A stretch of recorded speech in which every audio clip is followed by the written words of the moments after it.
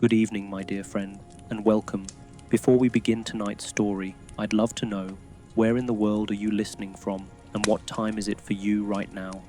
I imagine my little family of listeners scattered across the globe, some just starting their night, others already drifting into dreams. And since this is one of my very first stories, I'd also love to hear how my voice feels to you. Is it gentle enough? Calm enough? Does it carry you softly into rest? Your thoughts mean so much, and as I speak, I like to picture us sharing a quiet space together, you resting, while I tell you a tale that drifts through time. And tonight, that time is the Victorian Age, a world of elegance and invention, but also one of hidden struggles. The Victorian Era, stretching from 1837 to 1901 under the reign of Queen Victoria, was a time of rapid progress and change. Railways crisscrossed the land, factories roared, and new sciences began to challenge old beliefs. The cities grew crowded, filled with both wealth and poverty, refinement and filth, splendor and misery. But for women especially, life in this age was full of contradictions. They were celebrated as the heart of the home, praised as the angels in the house, yet bound tightly by expectations, both literal and invisible, that shaped their bodies and their lives. To step into the world of Victorian women is to step into a place of beauty laced with pain, progress mingled with silence, and freedom hemmed in by lace curtains. Imagine walking through a London street at dusk, the gas lamps glowing faintly through a thick fog. Horse-drawn carriages rattle along cobblestones, while the smell of coal smoke lingers in the air. On the sidewalks, women pass by in long dresses, their skirts brushing the ground, their waists drawn impossibly narrow by corsets. They hold themselves with grace, but their movements are small and controlled, shaped by the clothing they wear. Some hurry with baskets of bread or laundry, working women rushing to complete the day's labor. Others stroll more slowly, women of the middle and upper classes, their gloved hands resting lightly on parasols, their eyes lowered in modesty. Step into one of their homes, and the picture shifts again. Behind lace curtains and polished windows lies a parlor furnished with embroidered cushions, gleaming tables, and the quiet tick of a clock. Here, daughters practice the piano, their delicate fingers moving across the keys, while others sit with embroidery hoops, stitching carefully by the fire.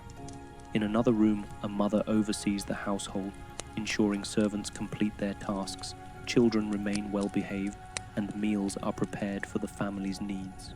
On the surface, this is the picture of comfort, grace, and refinement, the very image celebrated in paintings and novels of the time. But look closer, and you will notice the strain beneath the surface.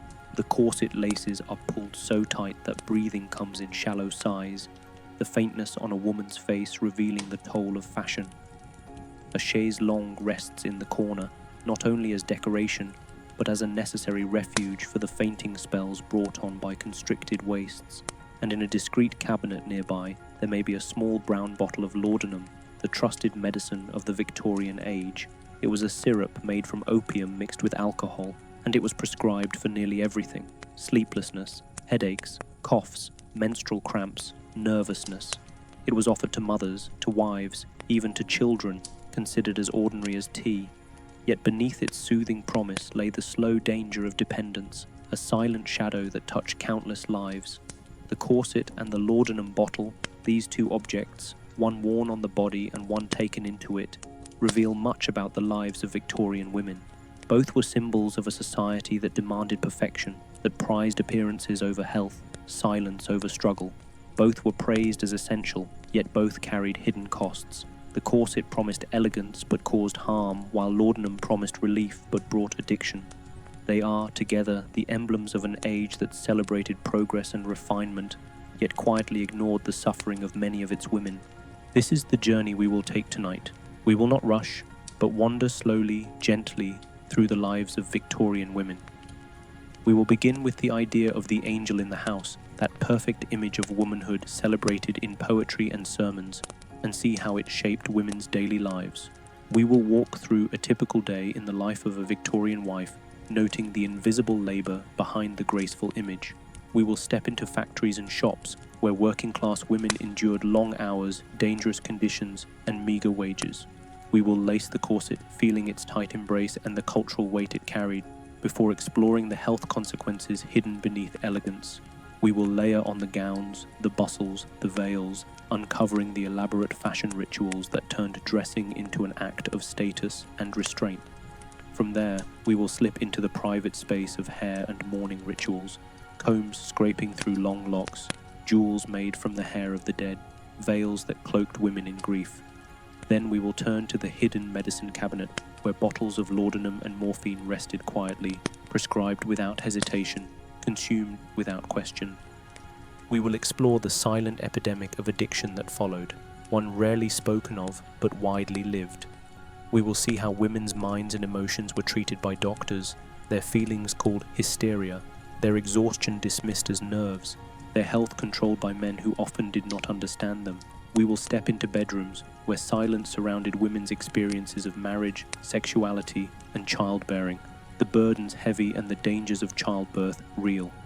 We will glance into courts and palaces where queens and mistresses wielded quiet influence, shaping power through relationships.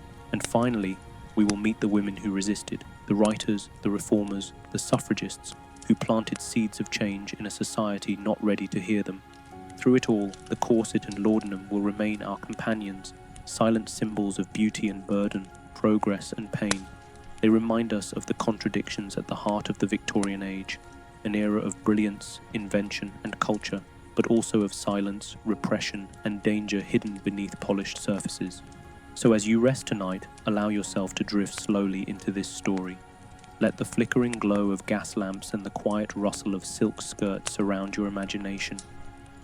Picture the pale faces of Victorian women, their hair coiled in intricate styles, their waists bound in tight laces, their hands resting lightly on books or embroidery. Behind their calm expressions lay stories of struggle and endurance, of rituals and remedies, of beauty and its hidden costs.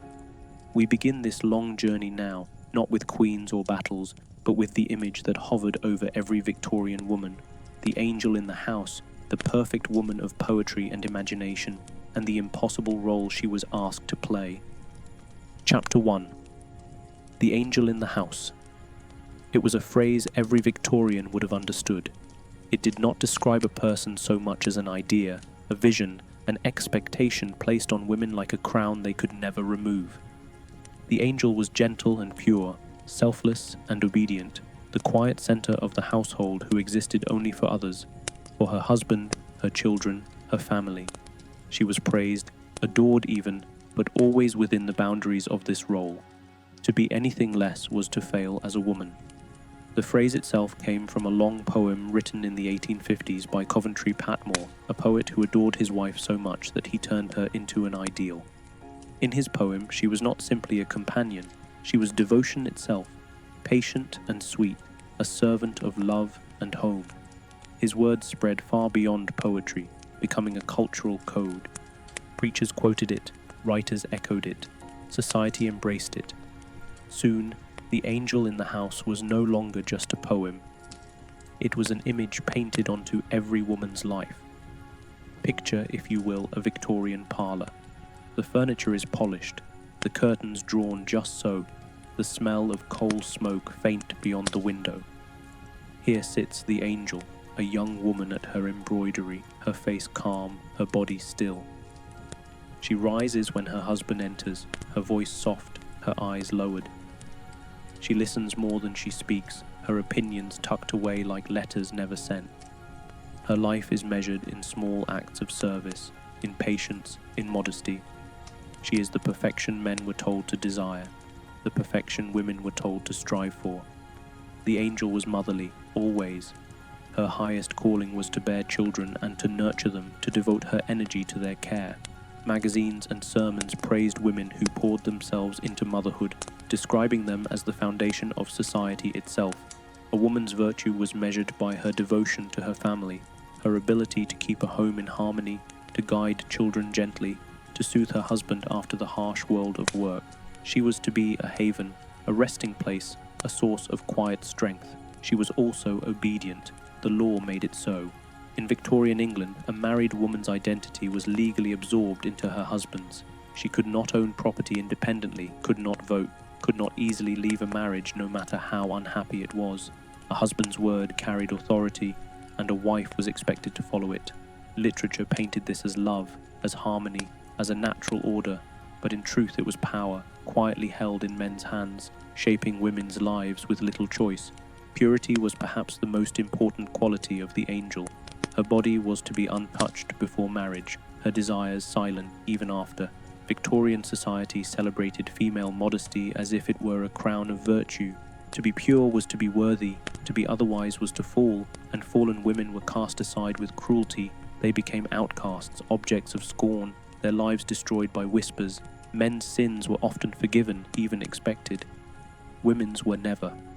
The angel shone only because the shadow of the fallen woman was drawn so dark beside her. This ideal was carried through every form of Victorian culture. Novels of the time described heroines who were gentle, patient, long-suffering, rewarded in the end for their goodness. Think of Dickens' Esther Summerson in Bleak House, or George Eliot's Dorothea in Middlemarch. They were praised not for boldness, not for brilliance, but for humility and devotion. Paintings showed women as quiet figures in domestic interiors, surrounded by children or lost in thought, their beauty serene and contained. Sermons thundered about the sanctity of home, and the angel was its guardian. For many women, this expectation was a burden. Imagine living under the constant pressure to be good, to be calm, to be selfless, to be perfect. Every day, a woman was measured against this invisible ideal. If she was too opinionated, she was unladylike. If she sought work, she was unfeminine. If she longed for independence, she was unnatural. Even in small acts, the way she dressed, the way she walked, the way she laughed, society's gaze judged her, weighing her against the angel in the house. And yet, the angel was not only an image created by men. Many women absorbed it, taught it to their daughters, carried it as if it were truth. The Victorian home was the stage where this ideal was performed, and every woman was expected to play her part. Some found comfort in it, a sense of pride in devotion and family. Others felt trapped, smothered by expectations that did not fit the shape of their own hearts. The angel's purity was reflected in fashion. Women wore high collars, long sleeves and full skirts, covering nearly every inch of their bodies. Their clothing was a visual statement of modesty, of virtue, of moral standing. But underneath those layers, corsets pulled their bodies into unnatural shapes, a hidden struggle that we will explore more deeply soon. Even in beauty, the angel was confined, her appearance polished not for herself, but for the judgment of society. Poetry and art fed this image constantly. One poet after another praised women as muses, as symbols, as silent supporters of men's greatness. Rarely did they celebrate women as thinkers, creators, or leaders in their own right. Women's value was placed not in what they did, but in how well they served others. They were the background music to men's lives, always present but rarely noticed. Consider the contradiction. Victorian society was bursting with change. Industry, science, exploration, politics. Yet women were asked to remain still, unchanging, timeless. While men debated Darwin and Marx, while factories roared and railways spread, women were told their role was eternal, natural, divine. The angel in the house was not just an image, it was a chain, binding women to the home while the world outside transformed. For some women, the pressure became too much. Diaries and letters of the time reveal feelings of isolation, exhaustion, even despair. A wife might care for household, children and husband, yet feel invisible, her own desires unspoken. To the outside world, she was the angel, serene, pure, obedient. Inside, she might feel trapped, her individuality fading under layers of expectation. Some turned to novels for escape, others to secret writing, and many, quietly, to the small brown bottles of laudanum that promised relief from nerves and sleepless nights. The angel in the house was praised as a symbol of love and devotion, but in truth she was also a symbol of silence. She spoke little, she wanted little, she asked little. Her identity was bound to her husband, her value measured by her children, her worth defined by her obedience. She was honored, yes, but honored like a statue, admired but unmoving, perfect but voiceless. And yet, within this silence, women found ways to live. They shared stories in parlors, they formed bonds with one another, they created small worlds of resilience inside their homes. Some found joy in motherhood, some pride in the beauty of their homes, some quiet power in influencing their husbands and sons. The angel was a cage, but inside it women still sang, in voices society often tried not to hear. As we move deeper into the story of Victorian women, remember this angel. She hovers in the background of everything. In fashion, in medicine, in law, in marriage. She is the figure every woman was told to imitate, the impossible perfection against which all were judged.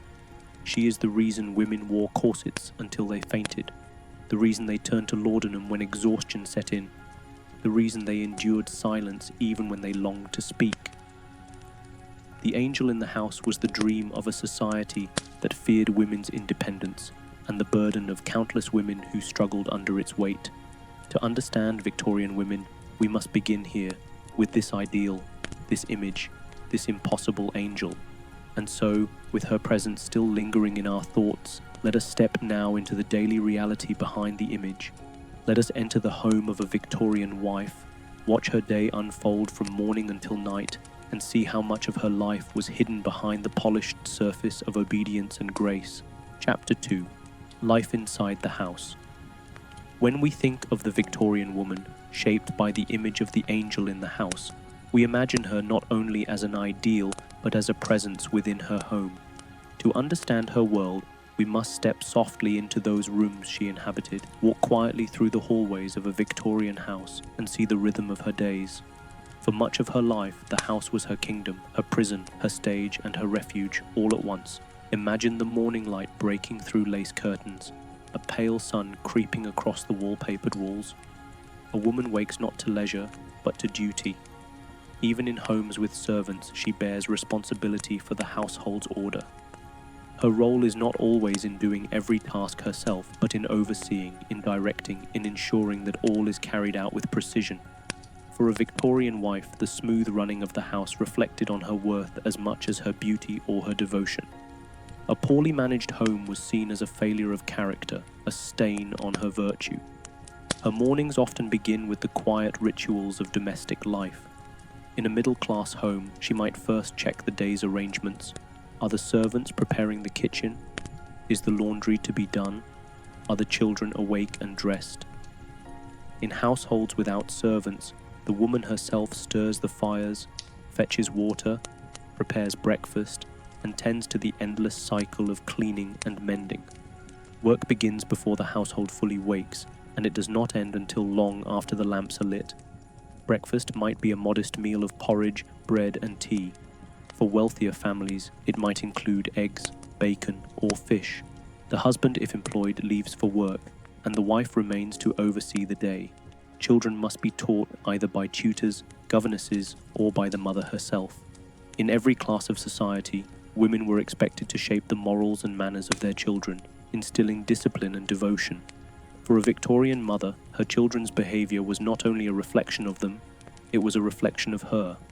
After breakfast, the house must be attended to.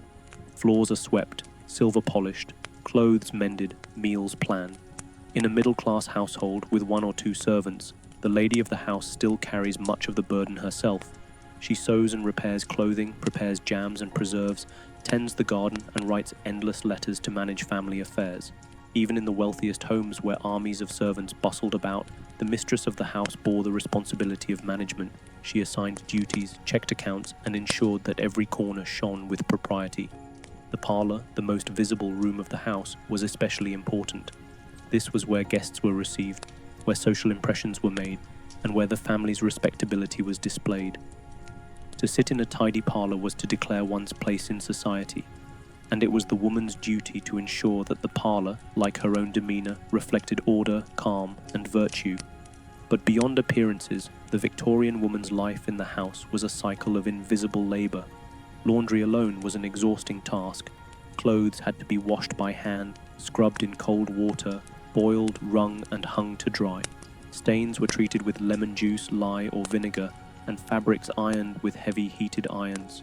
This was women's work, whether done by her own hands or supervised over weary servants.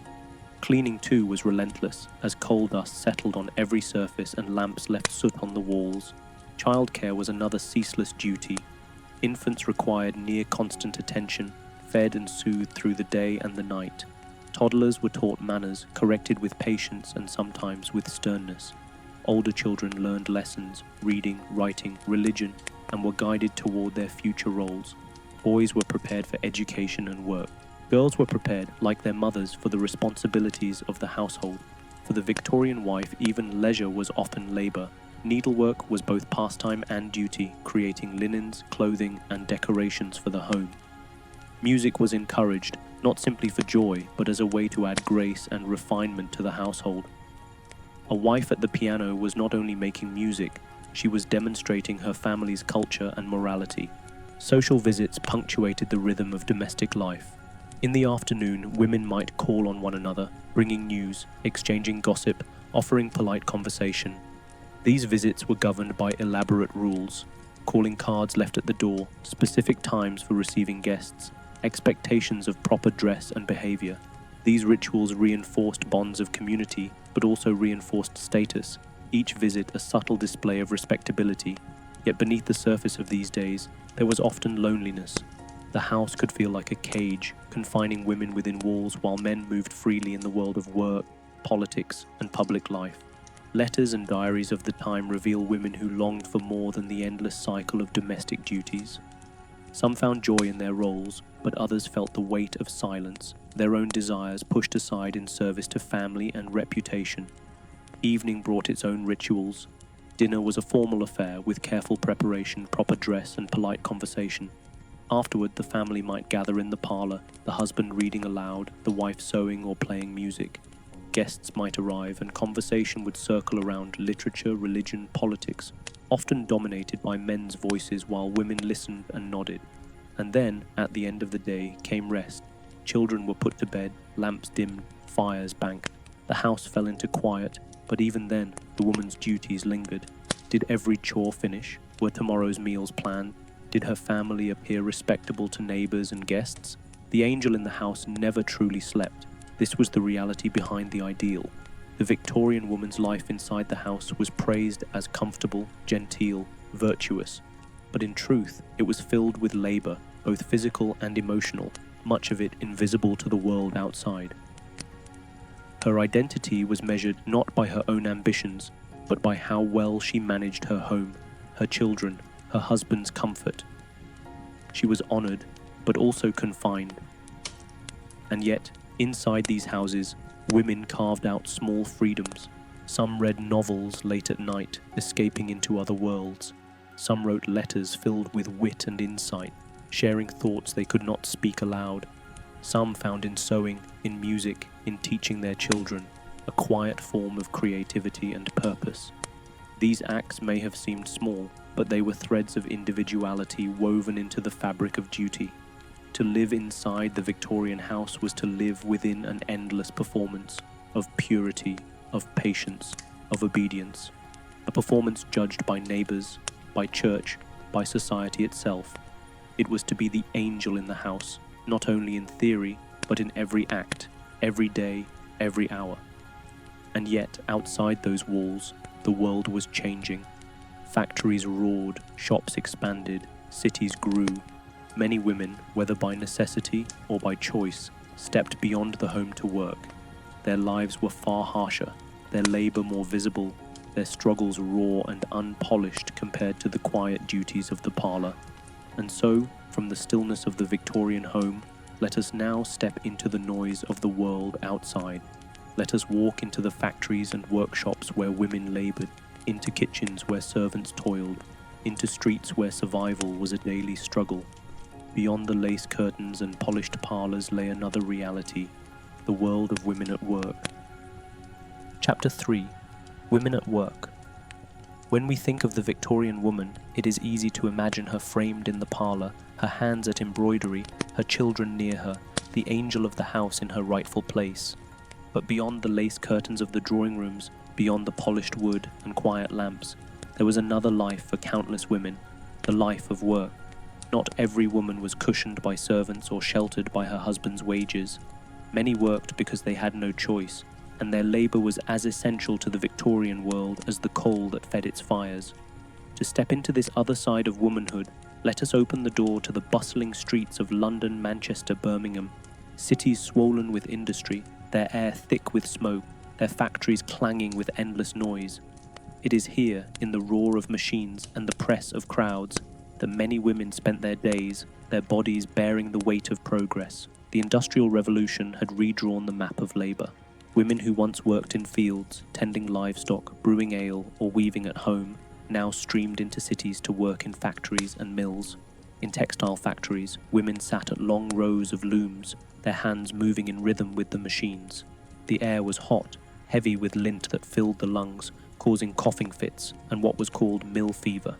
The hours were long, 12, sometimes 14 a day, and the pay was small, but for many families, it was survival. Among the most famous workers of the Victorian age were the match girls of London. These were young women, many still in their teens, who worked in factories making matches dipped in white phosphorus. Their fingers moved swiftly, dipping sticks, packing boxes, breathing in the sharp, acrid fumes.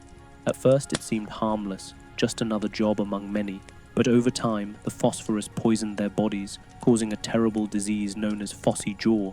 Their jawbones decayed, their faces swollen, their pain unbearable. Some lost their lives, and yet they continued to work because they needed the wages, however meagre. It was only after a famous strike in 1888, when the match girls themselves protested, that the danger was taken seriously. Their courage forced society to see them, not as silent labourers, but as women demanding dignity. In coal mines, women and girls also laboured, especially in the earlier decades of the Victorian age. They dragged heavy wagons of coal through narrow tunnels, their clothes ragged, their faces blackened with soot. It was grueling, filthy, and dangerous work. When a government investigation revealed the conditions, women working half naked in the heat, alongside men covered in dirt, the shock led to laws forbidding women from underground mining. Yet banning them from mines did not ease their poverty. It only pushed them into other hard, low-paying jobs. Domestic service was another world of labour for women, one that filled the great houses of the wealthy and the middle classes. Servants woke before dawn and worked until late into the night, scrubbing, cooking, polishing, laundering. The kitchen maid bent over endless pots. The scullery maid washed dishes until her hands cracked. The laundry maid hauled wet sheets heavy as stone. A lady's maid tended to her mistress, lacing corsets, dressing hair, polishing shoes. Though they lived within grand homes, servants were often invisible, their lives confined to the back stairs and servant halls, their own comfort always sacrificed to the families they served. For many, domestic service was the only path available, a world of drudgery that promised stability but little freedom. In shops too, women stood behind counters selling fabric, ribbon, or books. They were expected to be polite, graceful, and tireless, standing on their feet for hours, their wages often too low to live on. Governesses, educated women without family wealth, took positions teaching the children of others, neither fully part of the family they served nor fully separate. They lived in an in-between world, lonely and precarious, their independence fragile. And then there were the women whose work remained unspoken, the prostitutes of Victorian cities. In London alone, it was said there were tens of thousands, women driven by poverty, abandonment, or desperation. Society condemned them as fallen, sinful, beyond redemption. Yet at the same time, men of every class sought them out, their hypocrisy concealed behind silence. These women too were workers, surviving in the only way left to them, their lives often cut short by disease, violence, or despair. They lived outside the angel in the house, but their existence revealed the shadows cast by that impossible ideal. For all these women, work was not only a means of survival, it was a burden on their bodies. Factory accidents were common, fingers caught in machines, burns from steam, lungs choked with dust. In domestic service, exhaustion and injury came from endless physical labour, lifting, scrubbing, carrying. And in every form of labour, women were paid less than men, their wages always considered supplementary, even when they were the family's only income. Poverty pressed hard, and women carried its weight. And yet, within this hardship, there were sparks of resistance.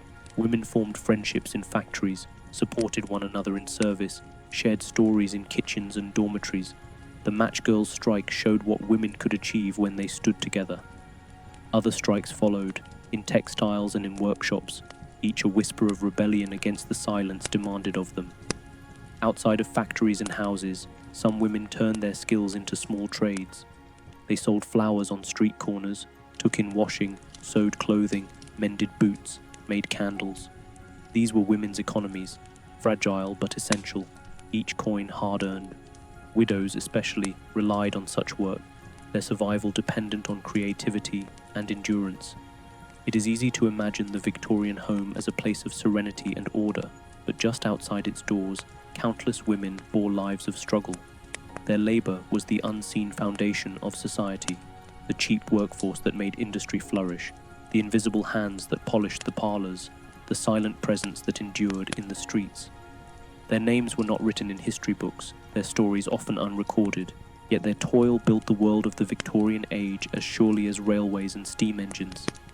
If we pause now and think of these women, we can almost hear the sounds of their world, the clatter of looms, the scrape of brushes on stone floors, the cries of children in cramped servant quarters, the hiss of steam from factory pipes. It was a world far from the angel in the house, but just as real, just as defining. For many, it was not poetry or devotion that shaped their lives, but sheer endurance day after day. And so, as we drift gently from this world of labor, let us return to the symbols that marked every Victorian woman, whether she lived in a grand house or worked in a factory: the corset. It was not only a garment but a cage of whalebone and steel, a visible mark of beauty and obedience. In our next chapter, we will lace its ribbons, feel its grip, and understand why this garment became the very icon of Victorian womanhood. Chapter 4.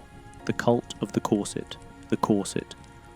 Of all the symbols of Victorian womanhood, none was more powerful, more iconic, or more controversial than this garment of whalebone and steel, ribbon and lace. To speak of Victorian women is to picture them laced and bound, their waists cinched into unnatural narrowness, their posture upright, their beauty defined by the tight embrace of stays.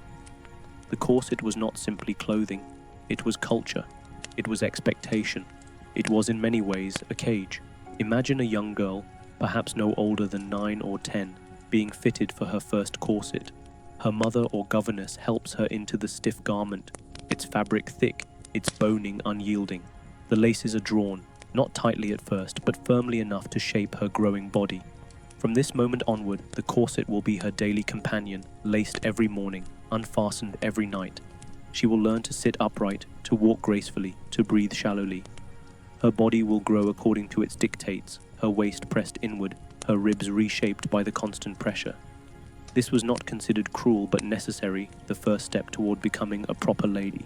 As she grows, the laces draw tighter. Waist measurements become points of pride, whispered in drawing rooms, compared like precious jewels. A waist of 18 inches was celebrated, 20 acceptable, anything more considered unfashionable. The wasp waist became the dream, the visual proof of refinement, of self-control, of womanhood itself. And so, women submitted to the corset, not always willingly, but almost always inevitably. Corsetry was not new in the Victorian age. Women had worn stays and bodices for centuries, but in the 19th century, it became a cult, an obsession fueled by fashion magazines, advertisements, and the watchful eyes of society. Every portrait of a lady showed the same silhouette: narrow waist, full skirts, a figure that seemed both fragile and elegant. The corset made the body appear delicate, dependent, in need of protection. And in a society that valued women as pure, gentle, and obedient, this fragile form was a visual symbol of virtue. But beneath the satin and lace, the experience was far less elegant. The corset squeezed the torso, pressing organs inward, restricting the lungs. Breathing became shallow, leaving women lightheaded. Many fainted, sometimes dramatically in public, an act that seemed to confirm their delicacy, but was, in truth, often the result of constriction. So common was this faintness that special furniture appeared. Fainting couches placed in parlors and bedrooms, ready for a woman to recline when the pressure became too much. Doctors warned of the dangers. They described displaced organs, weakened muscles, damaged spines, and difficulties in childbirth. Some accused corsets of causing miscarriages, of stunting growth, of shortening lives. Yet fashion magazines and society voices dismissed these concerns, declaring that beauty demanded sacrifice. For many women, there was no choice. To appear without a corset was unthinkable, almost indecent, like stepping outside without shoes. The corset was not only about beauty, it was about respectability. To be corseted was to be proper. To be uncorseted was to be wild, unfeminine, even immoral. There were variations in corsets, of course. Some were stiff, heavily boned, meant to shape the waist into dramatic curves. Others were softer, designed more for support than constriction. Wealthier women often had custom-made corsets fitted precisely to their bodies. Working women too wore corsets, though often looser, practical, allowing some freedom of movement as they toiled in factories or kitchens. Even so, the pressure to conform to the ideal shape reached into every class, every home. Corsetry was tied not only to beauty, but to morality. To lace one's body tightly was to display discipline, control, the ability to suppress desire and appetite. A narrow waist was not only fashionable, it was a moral statement. It suggested purity, restraint, devotion. The wider the waist, the more a woman risked whispers of indulgence, laziness, even sin. Thus, the corset was not simply a garment of fashion, but a garment of judgment, shaping how women were seen not only in appearance but in character. For young women entering society, corsetry was a rite of passage. At balls and gatherings, the swish of gowns revealed the wasp-waisted figure beneath.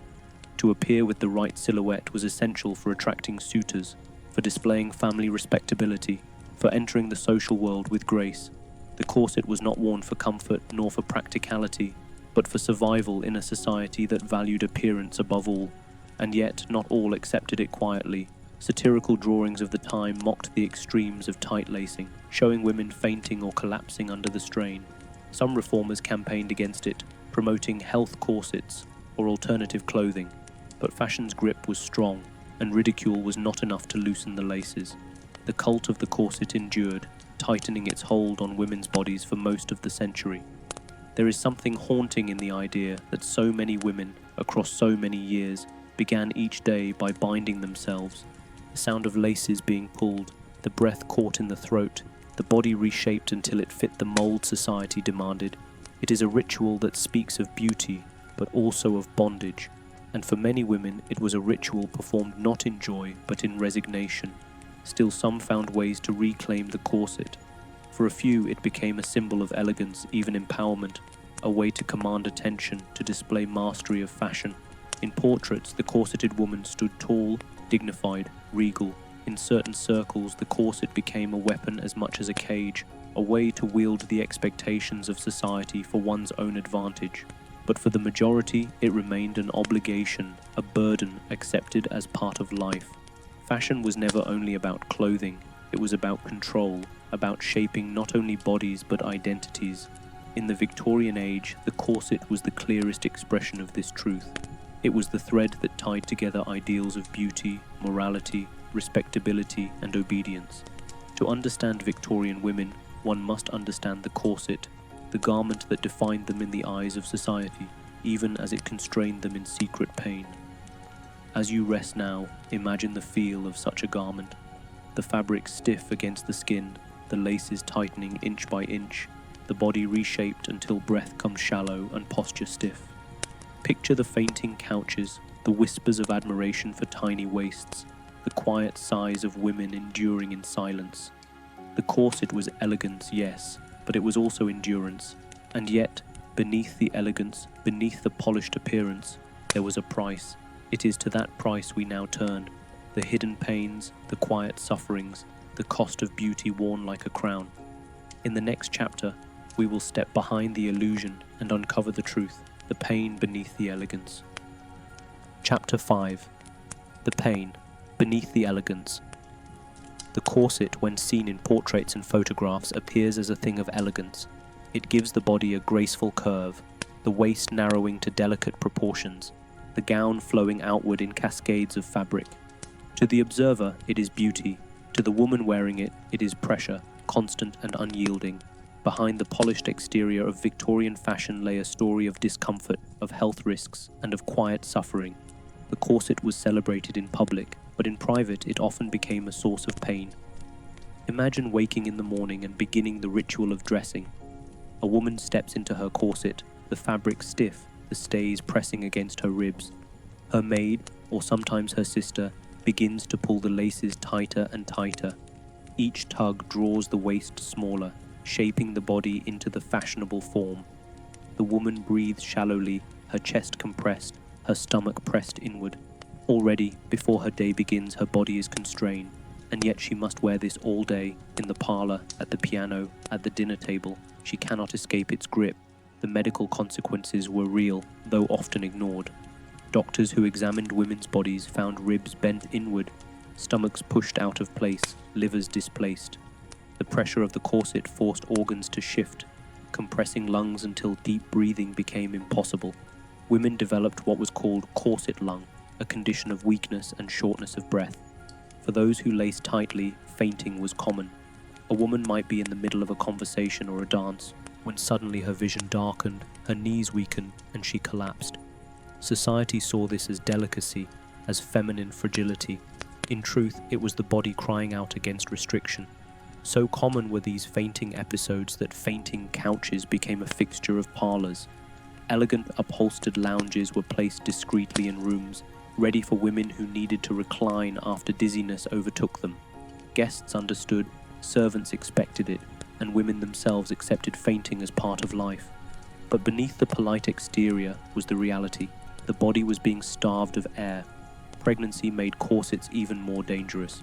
Women were expected to remain corseted even while carrying children, though the stays were sometimes loosened. The pressure on the abdomen was harmful, leading to miscarriages and complications in childbirth. Yet many women endured, believing that to appear uncorseted even when pregnant was improper. The angel in the house must always be graceful, always composed, even when it risked her health or her child's. Doctors issued warnings, but their voices were often lost in the chorus of fashion magazines and society expectations.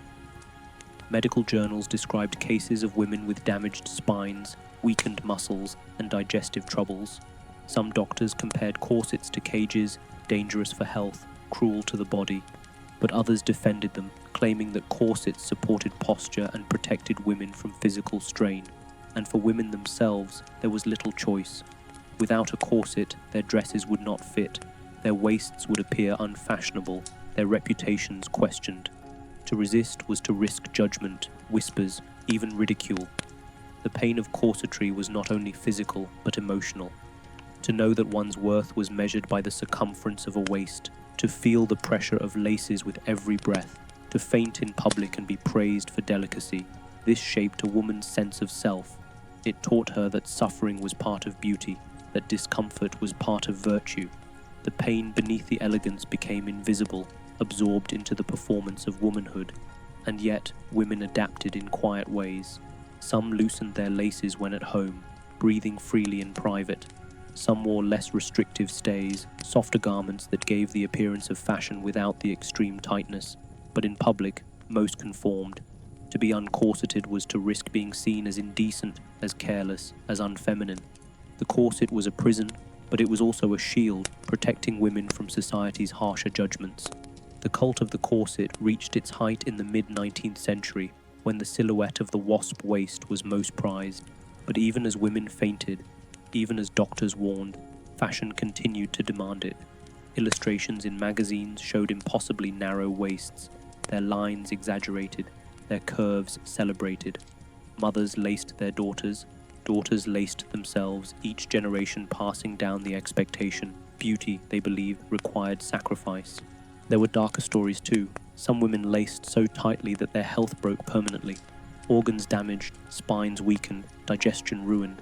In some cases, death was whispered of, though it was rarely admitted openly. Such stories were passed in hushed tones, cautionary tales of women who gave too much for beauty. But still the laces were drawn, still the corsets tightened, still the fainting couches filled. The corset also carried a class dimension. For working-class women, tight lacing was often impractical. They wore corsets, yes, but looser, allowing for movement in factories, kitchens, and fields. Their bodies bore the marks of labor more than fashion. It was among the middle and upper classes that the cult of the corset reached its extremes. The narrow waist was a sign not only of beauty but of status, proof that a woman did not need to work, that she could afford to faint, that she belonged to the world of leisure. Pain, in this case, became a marker of privilege, but even privilege has its costs. To spend a life bound by fabric and bone, to breathe shallowly, to accept faintness and discomfort as normal, this was the hidden reality of elegance. The portraits show beauty, but behind the canvas was endurance. Women smiled in photographs, but behind the smiles were shallow breaths, aching ribs, weary bodies. And yet, the corset was not only an enemy. For some it became part of identity, even pride. Women took ownership of their appearance, mastering fashion, presenting themselves as refined, respectable, powerful within the boundaries allowed to them. A corseted waist could draw admiration, could secure a marriage, could serve as armor in a society that judged women constantly. Beauty and pain were entwined, and to separate them was impossible. So we look back now and see the corset as both, elegance and suffering, fashion and prison, pride and pain. It was a garment that shaped not only bodies but lives, that left its mark on generations of women. Its legacy lingers still in the idea that beauty must hurt, that elegance demands sacrifice, that the body must be shaped to meet society's gaze. As you rest, picture the faint outlines of this world, the sound of laces pulled tight, the sigh of shallow breaths, the soft collapse of a woman onto a fainting couch. Picture the doctors warning, the magazines praising, the women enduring. Picture the elegance that hid the suffering, the smiles that masked the pain. This was the price of beauty in the Victorian age, elegance worn like a crown, but heavy, heavy to bear. And now, let us move gently from the body itself to the layers that covered it. Beyond the corset lay gowns of silk and cotton, bustles and petticoats, veils and shawls. Fashion was not only about shape, but about illusion. Layers of fabric that created status, that spoke of wealth and morality, that turned dressing into ritual. In our next chapter, we will open the wardrobe of the Victorian woman and see the elaborate fashions that defined her world, the illusions of fabric, the layers of elegance, and the unspoken rules stitched into every seam. Chapter 6. Fashion and Illusion. When we think of Victorian women, the image that often comes to mind is not of the corset alone, but of the full silhouette it created, a figure swathed in layers of fabric, rising and falling like waves of cloth, gowns sweeping the floor, sleeves puffed or tapered, veils draped, shawls trailing. Fashion in this age was not only about clothing, it was about illusion, about crafting an image that concealed as much as it revealed. It was a language, silent yet powerful, telling the world who a woman was, or at least who she was expected to be. Let us step quietly into a Victorian dressing room and watch the ritual of clothing unfold. It begins, as we know, with the corset laced firmly around the waist, its stays stiff, its embrace unyielding. Over this foundation, the first layer is drawn, the chemise, a soft, simple garment of cotton or linen, worn close to the skin to protect the body from the rougher fabrics above. Then come the drawers, loose trousers that tie at the waist, often split for convenience. These undergarments are hidden from sight, but they are the first step in a long journey of dressing. Next come the petticoats. These are not 1 or 2 layers, but sometimes 4, 5, or even more, each one adding volume and weight. Stiffened with horsehair or starch to stand out, petticoats give shape to the skirt, expanding it outward, creating the bell-like silhouette that defined much of the 19th century. In earlier decades, crinolines, wide cage-like structures made of steel hoops, replaced heavy petticoats, making skirts enormous without their crushing weight. A woman wearing a crinoline could hardly pass through a doorway without turning sideways, her skirts stretching several feet in diameter. Later, in the 1870s and 1880s, the bustle replaced the crinoline, a padded or wired structure worn at the back of the waist, giving the skirt a sweeping train that curved outward behind her. The effect was striking. To see a Victorian woman dressed in her full attire was to see an illusion, her waist impossibly narrow, her skirts impossibly wide, her body shaped into an hourglass figure that few natural forms could achieve. Fashion magazines praised this silhouette, artists painted it, society admired it. But to wear it was another matter. Imagine carrying the weight of so many layers, walking with skirts brushing against furniture, trying to sit gracefully in a cage of steel. navigating narrow hallways and crowded parlors. The illusion of elegance often came at the cost of freedom, and yet, for women of the time, dressing was a performance, a daily ritual of transformation. To step into a gown was to step into identity. The colors, the fabrics, the trimmings all spoke of status and taste. Silk in deep jewel tones, velvet trimmed with lace, cotton printed with flowers, each choice carried meaning. A wealthy woman might wear gowns imported from Paris, designed by famous dressmakers.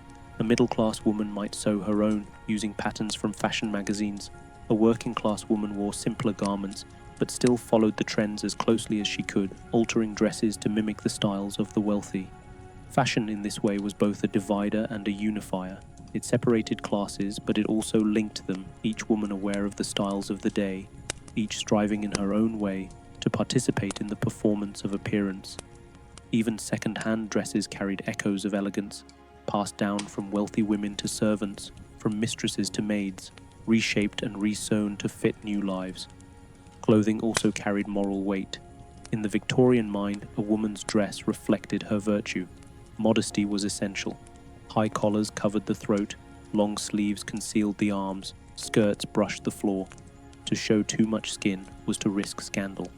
Even in evening gowns, where necklines dipped lower and sleeves shortened, jewelry and shawls softened the exposure, turning allure into refinement. A respectable woman's clothing was meant to inspire admiration, never desire. Yet clothing was also a canvas for creativity. Women adorned themselves with ribbons, lace, beads, and embroidery. Bonnets were decorated with flowers, feathers, and veils. Gloves, fans, parasols, and jewelry completed the ensemble. Each accessory spoke its own language. A fan held a certain way could signal interest or disinterest in a suitor. A veil could hint at mystery or mourning. A parasol was not only protection from the sun, but a symbol of refinement, marking a woman as delicate enough to need shielding. The illusion of fashion extended even to color. Black gowns, once worn only for mourning, became a symbol of elegance and sophistication in later Victorian years. White dresses symbolized purity, making them popular for weddings, especially after Queen Victoria herself wore white for her marriage in 1840. Bright colors, made possible by new chemical dyes, flooded the market.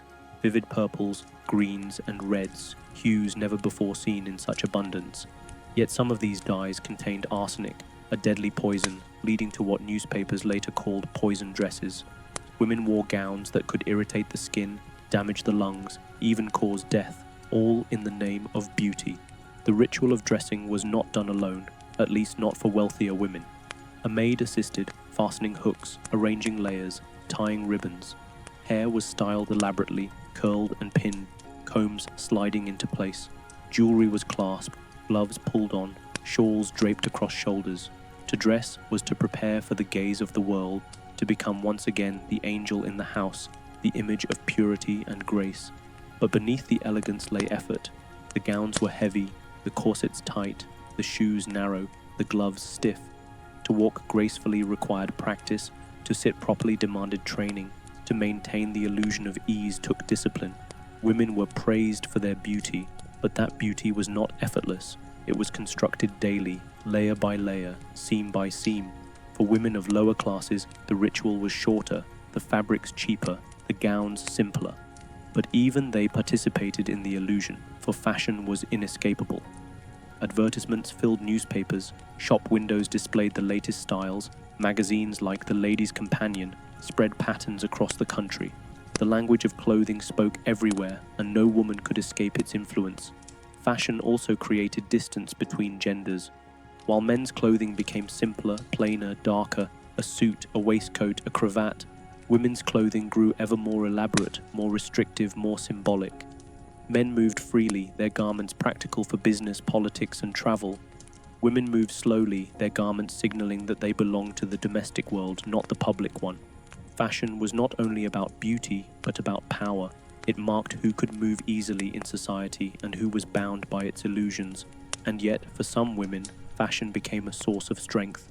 To master its language was to command attention, to display status, to express individuality within narrow confines. A bold color, a daring trim, a unique silhouette, These could set a woman apart, giving her presence in a world that often silenced her voice. Even within restriction, there was room for subtle rebellion. So when we look back at Victorian fashion, we see not only the elegance but the illusion. The gowns and petticoats created shapes that seemed ethereal, but they were built on weight, on labour, on suffering. The modesty of high collars and long sleeves suggested virtue, but it was enforced by judgment. The beauty of colours and fabrics dazzled the eye, but some carried poison in their threads. Fashion was, in the end, another corset, not of whalebone and steel, but of expectation and appearance, binding women into roles they could not easily escape. It gave them grace, but it also gave them burdens. It offered admiration, but it also demanded silence. As you drift now into rest, picture the layers of a Victorian gown, the chemise soft against the skin, the petticoats rustling, the crinoline spreading wide, the gown cascading in folds, the bonnet tied beneath the chin. Picture the weight of it, the time it took, the discipline required. Picture the illusion of elegance, hiding the reality of effort. And now, let us move from the wardrobe to the dressing table, from gowns to hair, from skirts to veils. For fashion did not end with fabric.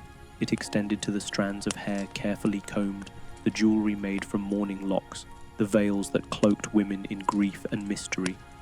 In our next chapter, we will step into the intimate world of hair, combs, and mourning veils, the private rituals of beauty, memory, and loss that shaped the lives of Victorian women.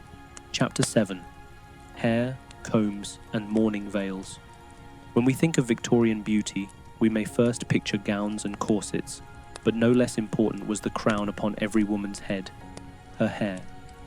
In an age when appearances carried deep meaning, hair was not only a fashion choice but a symbol of purity, virtue, memory, and sometimes mourning.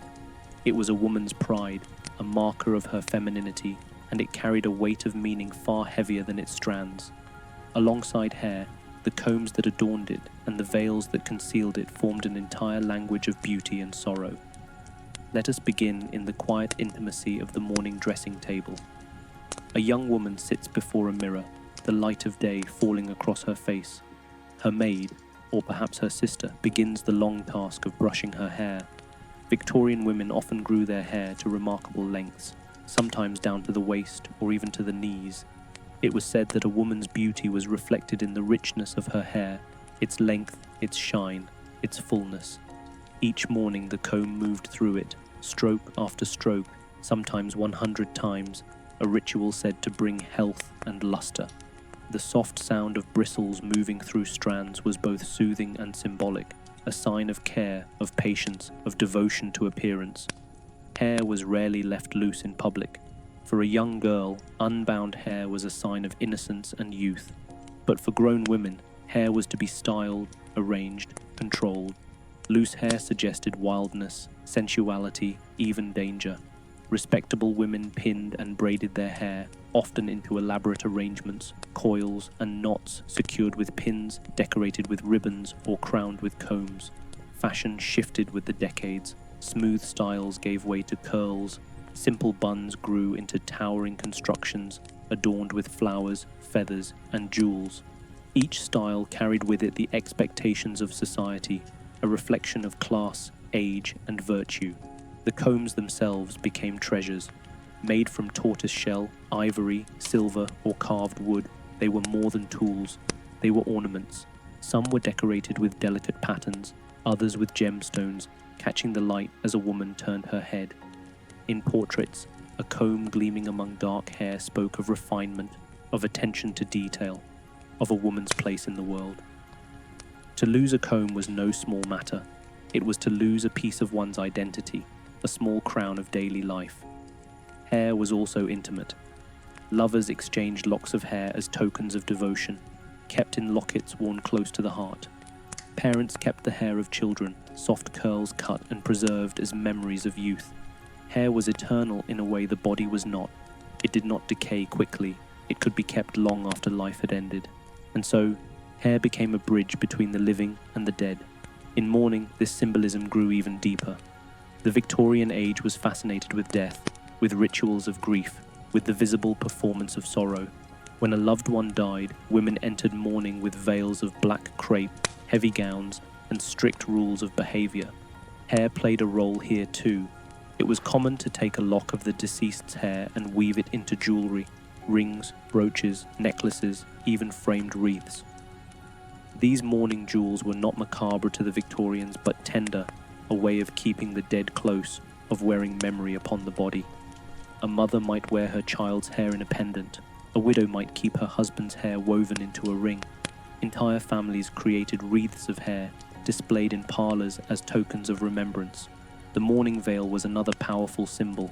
When a woman lost her husband, she entered what was called deep mourning, a period when she dressed entirely in black, her face often hidden behind a heavy veil of crepe. These veils were not sheer but thick, obscuring the face, dimming the world. The veil signalled not only grief but separation. A veiled woman moved through society marked by loss, untouchable, set apart. After a year or two, depending on custom, the veils might be lightened, the gowns softened, until finally she re-entered half-mourning, wearing greys and purples, easing back into colour. The rituals were strict, and women were expected to follow them closely, for mourning was a reflection of both personal loss and social respectability. Queen Victoria herself set the model for mourning. When her beloved husband, Prince Albert, died in 1861, she withdrew from public life and wore black for the rest of her life, nearly 40 years. Her endless mourning set a standard across the empire, and women followed, their veils and black gowns echoing the Queen's grief. Mourning became not only a personal expression, but a fashion in itself, woven into the fabric of Victorian life. The combination of hair and veils, of beauty and mourning, reveals much about the paradox of Victorian womanhood. A woman's hair, grown long and carefully tended, symbolized life, vitality, purity. Yet it was often bound, concealed, controlled. In mourning, it was transformed into tokens of death, jewelry to remember those lost. The veil too concealed both beauty and sorrow, turning a woman into a living symbol of grief. Her very appearance spoke not only of her emotions but of her duty to society. There was beauty in these rituals, but also burden. To comb hair for an hour each morning, to style it into elaborate constructions, to wear heavy veils for months or years, these were acts of discipline, of endurance, of obedience to custom. Women were praised for their beauty, their devotion, their grief, but always within boundaries set by others. Their hair, their veils, their jewelry, all became expressions of what society demanded they feel, what society demanded they show. And yet, within these boundaries, women found ways to express themselves. Hair jewelry might carry secret messages, a lock given in love, a curl kept in memory. Hairstyles might be adorned in ways that reflected personal taste, a ribbon chosen not only for fashion but for meaning. Even in mourning, some women found comfort in the rituals, in the act of wearing grief like armor, in the knowledge that their sorrow was seen and acknowledged. As we rest with these images, picture the quiet rituals of hair and mourning. A young woman seated by her mirror, her maid brushing her hair in long strokes, the soft sound filling the morning air. A comb slides into place, gleaming against dark strands. In another room, a widow lifts her heavy veil, her face pale, her eyes weary, her hand resting on a locket that holds her husband's hair. In a parlour, a wreath of braided locks hangs on the wall, a circle of memory woven from those who are gone. These were the symbols of life and loss, beauty and sorrow that marked Victorian womanhood. Hair, combs, and mourning veils, they remind us that beauty was never only about appearance. It was about meaning, about memory, about the silent language women carried with them every day. And so, from the intimacy of the dressing table and the heaviness of mourning, we will now move to another hidden world of Victorian life, the medicine cabinet. For when beauty and grief grew too heavy, when nerves trembled and sleep would not come, women turned to bottles of dark liquid, to powders and drops, to remedies that soothed but slowly enslaved. In our next chapter, we will open those bottles and uncover the hidden world of laudanum and other medicines, the quiet companions of Victorian women in their struggle to endure. Chapter 8. The Hidden Medicine Cabinet. Behind the elegance of the Victorian parlour, behind the corsets and gowns, the combs and veils, there was another world, one often hidden, tucked away in cupboards, drawers and bedside tables. It was the world of remedies, of powders and syrups, of bottles filled with dark liquids and drops of mysterious power. For Victorian women, the medicine cabinet was not simply a collection of cures. It was a lifeline, a daily companion, a secret comfort. It promised relief from pain, from exhaustion, from sleepless nights. And yet, many of these remedies carried dangers that were quietly ignored. Let us open that cabinet now and see what lies inside. On the shelf stands a small brown bottle, its label carefully printed, Laudanum. This was the most famous, the most trusted, the most dangerous medicine of the Victorian age. Laudanum was a mixture of opium and alcohol, a tincture dark and bitter, sometimes sweetened with spices. It was sold everywhere, in apothecaries, in shops, even by travelling peddlers. There was no shame in buying it, no secrecy in owning it. Laudanum was as common in Victorian households as tea or sugar. It was prescribed for nearly everything, for headaches, for menstrual cramps, for toothaches, for coughs, for sleeplessness, for nervousness, for melancholy, for grief. Mothers gave it to restless infants, a few drops on the tongue to soothe colic. Doctors gave it to patients for fevers, for diarrhea, for infections. Writers and artists took it to calm their minds, to inspire dreams. It was called a miracle, a cure-all, a gift from nature. And indeed, it did soothe pain, did bring rest, did offer comfort. But it also enslaved, silently, slowly, in ways few wanted to admit. Laudanum was not the only remedy in the cabinet. Beside it were bottles of morphine drops, stronger, more refined, equally addictive. There were cocaine lozenges sold to soothe sore throats. Chloroform was recommended for women struggling with pain or sleeplessness. Tonic waters promised energy, their labels filled with grand claims, many containing alcohol or narcotics. Patent medicines, sold under fancy names, lined the shelves of shops, their formulas secret, their dangers hidden. For women, especially, these medicines became daily companions. The life of the Victorian woman was filled with strain, the pressure of appearance, the endless duties of the house, the burden of childbearing, the silence of obedience. When exhaustion came, when nerves trembled, when sleep would not come, the medicine cabinet offered relief. A few drops of laudanum in tea, and the body softened, the mind grew calm. A spoonful of syrup, and the weight of worry eased. These bottles were like quiet friends, always waiting, always ready to soothe, and society encouraged it. Doctors prescribed freely, advertisements praised these cures, friends recommended them without hesitation. There was no shame in a woman taking laudanum, no suspicion in her keeping a bottle by her bed. Unlike alcohol, which could carry stigma, laudanum was respectable. It was medicine, not vice. A woman could take it nightly and still be considered virtuous, even pious. This respectability made it all the more dangerous, for it concealed the truth that many women were slowly becoming dependent, their lives shaped by the dark liquid in the bottle. Some of the greatest writers of the age struggled with laudanum. Samuel Taylor Coleridge, though earlier than the Victorian period, became infamous for his dependence. Elizabeth Barrett Browning, one of the most celebrated poets, relied on opiates for much of her life. Artists, thinkers, mothers, housewives, laudanum touched them all, from the famous to the forgotten.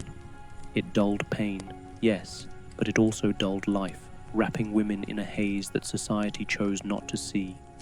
Imagine now the quiet scene of a woman at her bedside. The house has grown still, the lamps are dim, the children asleep. She sits in silence, her body weary, her mind restless. She opens the cabinet, lifts the small bottle, pours a few drops into a glass of water. The taste is bitter, but soon warmth spreads through her body. Her breathing slows, her eyes grow heavy. She rests at last, not because her burdens are gone, but because they have been softened, blurred, hidden beneath laudanum's veil. This hidden medicine cabinet was both sanctuary and trap. For many women, it was the only escape they had, the only relief from the endless demands of life. But the price was high. Dependence crept in quietly, unnoticed until it was too late. A woman might find she could not sleep without her nightly drops, could not face the day without her morning dose. What began as comfort became necessity. What began as medicine became chain. And still, society did not speak of it. for to speak would mean to see. Children too were touched by these remedies. Mothers, overwhelmed by the cries of infants, sometimes gave them soothing syrups, mixtures of opium and alcohol designed to quiet babies. These syrups were sold under names like Mrs. Winslow's soothing syrup, marketed as a blessing to mothers. And indeed the children slept, their cries silenced. But many never woke again, their small bodies unable to endure the dose. It was a tragedy repeated in silence, yet the bottles remained on shelves, trusted, used, praised. The medicine cabinet was also filled with tonics that promised health but carried poisons. Arsenic was sold as a beauty treatment, drops taken to clear the skin, to give a pale, delicate complexion. Mercury was prescribed for illnesses, though it poisoned the body over time. Even cosmetics were laced with danger, powders containing lead, creams filled with harmful chemicals.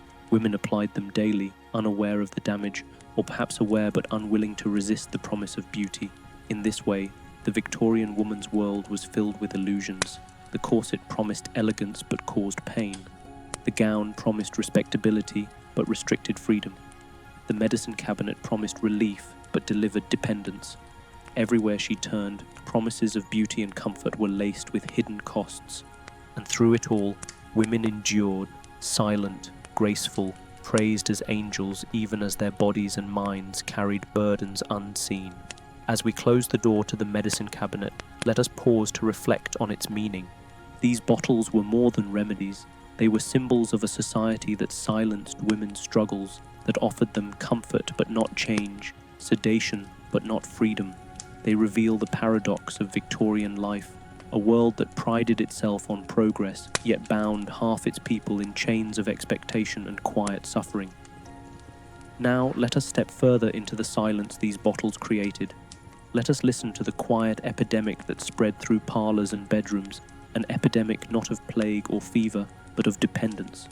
Women, praised for their purity and obedience, grew quietly addicted to the very medicines prescribed to help them. And still, society turned away, unwilling to see. In our next chapter, we will enter this silence, the hidden epidemic of addiction among Victorian women. Chapter 9. Addiction in Silence. Addiction. It is a word we use often today, a word heavy with meaning, with stigma, with warning. But in the Victorian age, it was a word rarely spoken, even when its shadow was present in countless homes. The dependence that grew quietly in bedrooms and parlours, in mothers and daughters, in wives and widows, was seldom named. It existed in silence, hidden behind respectability, tucked away in the brown bottles of laudanum and the powders of patent medicines. Women carried it privately, enduring it quietly, as they endured so many burdens of their lives. To understand this silence, we must remember how laudanum and similar medicines were seen in the 19th century. They were not viewed as dangerous, not associated with sin or vice. They were medicine, respectable, proper. A woman who kept a bottle by her bedside was not shamed. She was praised for tending her health. Doctors prescribed laudanum as readily as we might prescribe aspirin today. Advertisements called it soothing, miraculous, even wholesome. Mothers gave it to their children, husbands encouraged their wives to use it. Poets and thinkers consumed it without hesitation. And so dependence began not in vice, but in trust. A woman suffering sleeplessness, exhausted by childbirth, strained by endless duties, turned to laudanum. It soothed her, it worked. She took it again the next night, and the next. Soon she found she could not sleep without it, could not calm her nerves without its warmth, could not face her day without its comfort. The line between use and dependence blurred so quietly that it was scarcely seen at all. Letters and diaries of the time hint at this silent epidemic. Women wrote of their reliance on drops, of the comfort they found in a nightly dose. Some confessed gently that they worried about needing it too often. Others simply accepted it as part of life, as normal as tea before bed. Rarely did they call it addiction, for that word carried shame. Instead, it was called nerves, weariness, melancholy, conditions for which laudanum was the respectable cure. The symptoms of dependence were many. Women grew drowsy during the day, their minds clouded, their energy dulled. They complained of headaches, of digestive troubles, of lingering fatigue. And when they tried to stop, they found themselves restless, anxious, unable to sleep. their bodies yearning for the familiar comfort of the drops. Some increased their doses, chasing relief that slipped further away. Others lived in a haze, their lives softened but also blurred by the constant influence of opiates. The tragedy was not only in the dependence itself, but in the silence around it. Because laudanum was respectable, no one questioned its use. A woman could be quietly enslaved to the bottle for years, even decades, without shame, without intervention, without help. Her family might notice her drowsiness, her melancholy, her need to rest often, but they would not speak of it as a problem. After all, she was doing nothing wrong. She was taking medicine as prescribed, as society encouraged. Famous names bear witness to this hidden epidemic. Elizabeth Barrett Browning, one of the greatest poets of the age, relied on laudanum for much of her life, her genius shining through a haze of dependence. Thomas de Quincey, though a man, wrote Confessions of an English Opium Eater in 1821, describing both the pleasures and the horrors of laudanum, offering the world a glimpse into addiction before the Victorian age was fully underway.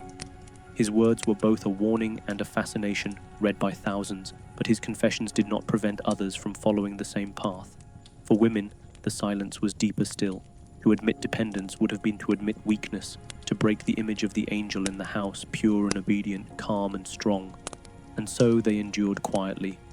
Addiction became another hidden burden, carried alongside the weight of corsets, the discipline of fashion, the demands of duty. Some women, desperate, increased their doses until they could no longer function. Others balanced carefully, taking just enough to soothe but not enough to collapse. Many lived long lives under laudanum's spell, their dependence never spoken of, their secret shared only with the bottle on the shelf. The silent epidemic touched every class, from grand homes to working-class cottages. It spared no one, for pain and exhaustion were universal, and laudanum was always there, always waiting. The silence extended to doctors as well. Some knew of the dangers, saw the dependence, but chose not to confront it. After all, what alternatives did they have to offer? Pain relief was scarce, sleep difficult to cure, nerves hard to calm. Laudanum worked, even if it enslaved, and so they prescribed it still, their silence reinforcing the silence of their patients. We can imagine the quiet sorrow of a woman who realized she could not stop.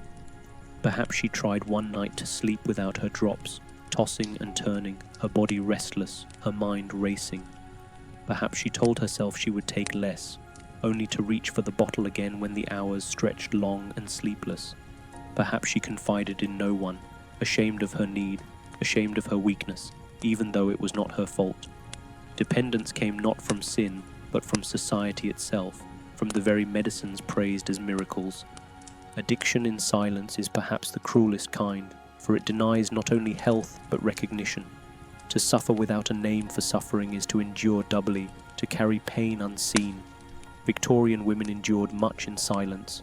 The pain of corsets, the labor of households, the losses of childbirth, the weight of expectation. Addiction was only one more burden added to the list, one more secret to be borne quietly. And yet, in their silence, they were not alone. Across the empire, across every town and city, women shared this hidden struggle.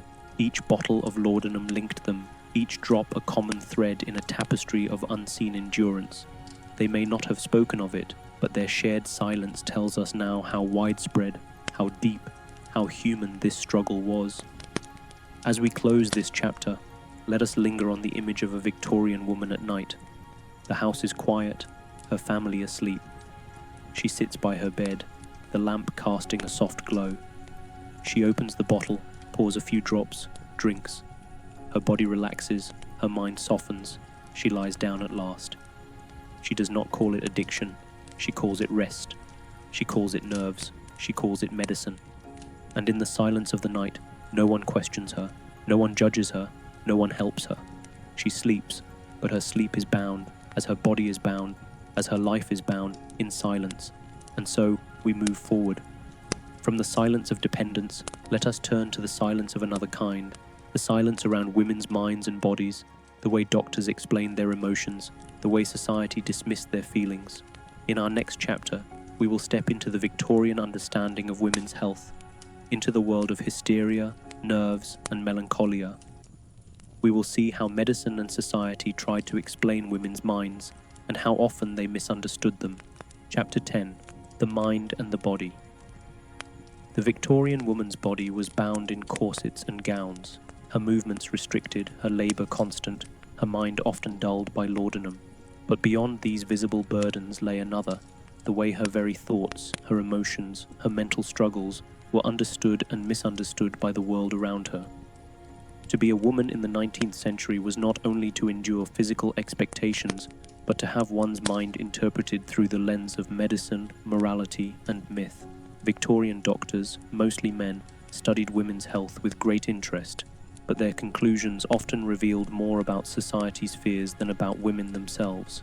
The word that echoed most often through their diagnoses was hysteria. It came from the Greek word hystera, meaning womb, for it was long believed that a woman's womb could wander through her body, causing illness. By the 19th century, this ancient belief had shifted, but the word remained, now used as a catch-all diagnosis for nearly any behavior in women that seemed strange, troubling, or simply inconvenient. Hysteria was said to cause fainting, nervousness, irritability, insomnia, even bursts of passion or defiance.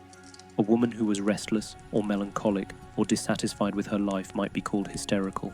A woman who spoke too much or too loudly or resisted authority could be given the same label. It was a diagnosis that silenced women by turning their feelings into illness. Alongside hysteria were other terms: nerves, melancholia, neurasthenia. These words described states we might now call anxiety, depression, or exhaustion. But for Victorian women, they were seen as weaknesses of the female mind, proof that women were fragile, delicate, prone to instability. Doctors prescribed rest, isolation, or laudanum. Rarely did they ask what burdens the woman carried, what losses she had endured, what silence she was forced to keep. The famous rest cure prescribed by Dr. Silas Weir Mitchell in the late 19th century became both notorious and symbolic. Women suffering from nerves or melancholia were confined to bed, forbidden from reading, writing, or socializing. They were fed heavy diets of milk and meat, their activity restricted, their independence stripped away.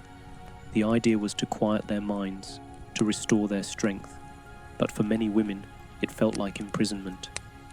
Charlotte Perkins Gilman, an American writer, experienced this cure herself, and later described its horrors in her short story, The Yellow Wallpaper, a chilling tale of a woman descending into madness under forced rest.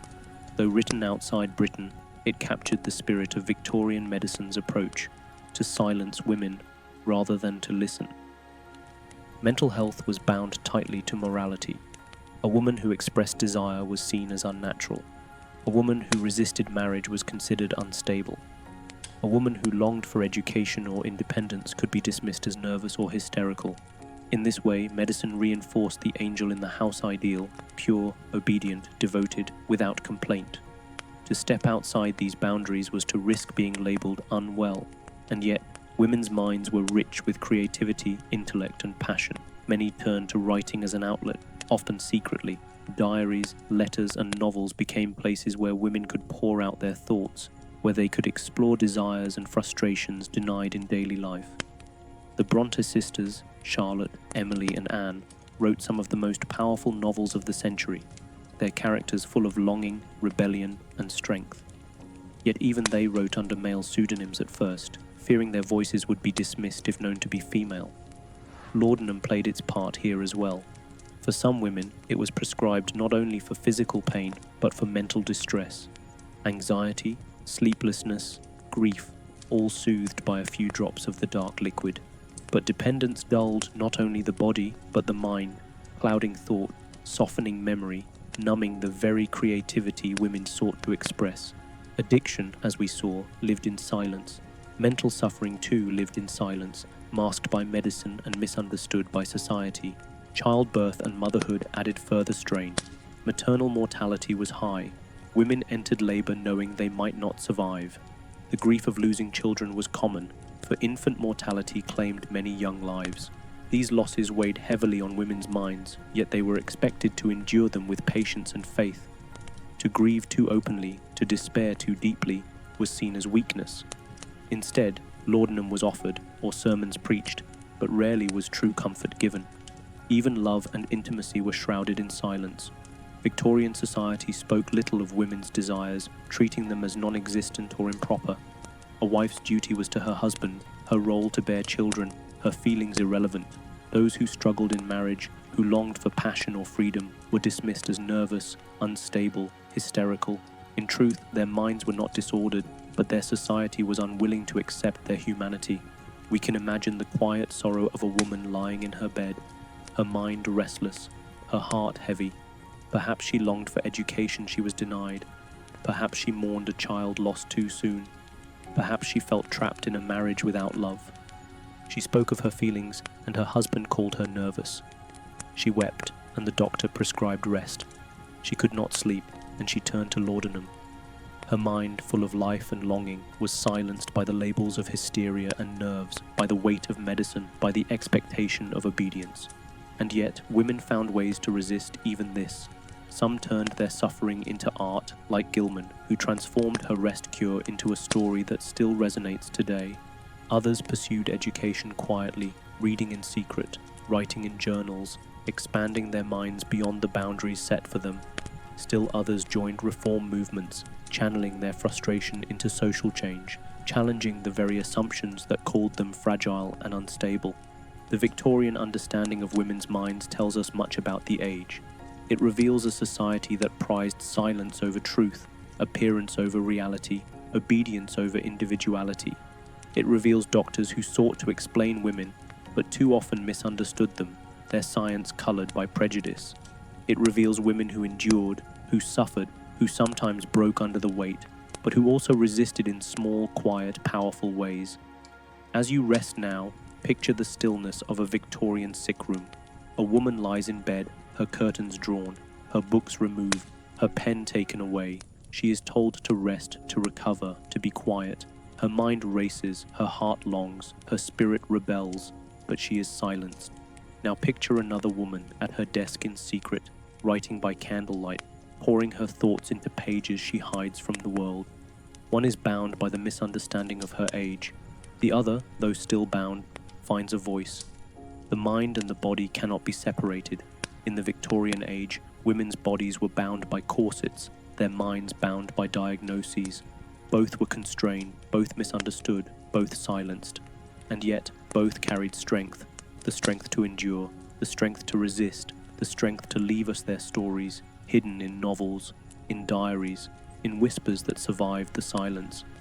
As we leave this chapter, let us carry with us the knowledge that women's struggles were not only physical, but also mental, not only of the body, but of the mind. Their silence was enforced, but their voices remain. In the next chapter, we will step into the most private realm of all, the bedroom. Here, we will see the unspoken truths of Victorian marriage, the silence around intimacy, the dangers of childbirth, the burdens of secrecy. Here, behind closed doors, lay another chapter of women's hidden lives. Chapter 11. Secrets in the Bedroom. If the Victorian parlour was the stage for society, and the drawing room the stage for family, then the bedroom was the stage for silence. Behind closed doors, away from the polished surface of social life, women lived with truths rarely spoken aloud.